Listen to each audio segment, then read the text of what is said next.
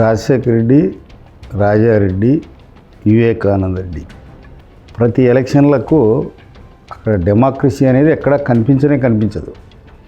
భూతద్దం వేసి వెతికిన మేము ఎప్పుడూ వ్యతిరేకించేవాళ్ళం. వాళ్ళ రిగ్గింగ్ను, వాళ్ళు చేయించే కిరాయి హత్యలు, వాళ్ళ దుర్మార్గాలు, ప్రజలకు ఊర్ల మీద పడి దండయాత్రలుగా పోయి ప్రజలను అణిచివేయడము.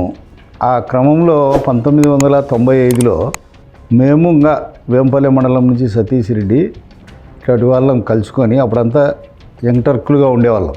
సతీష్కి అంతా 24-23 సంవత్సరాలు ఉండేటి, నేను అంతకంటే 2-3 సంవత్సరాలు పెద్ద, నాకు 26-27 ఉండేటి. కలిసి మొదలుపెట్టినాం ప్రయాణం. వీళ్ళ దౌర్జన్యాన్ని మనం నిరోధించాలా, ప్రతిఘటించాలా.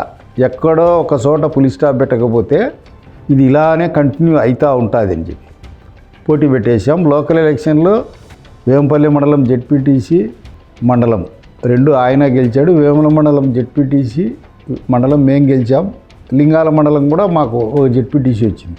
టోటల్ అప్పటికుండే 6 మండలాల్లో 3 జెడ్పీటీసీలు 2 మండలాలు గెలవగలిగాం.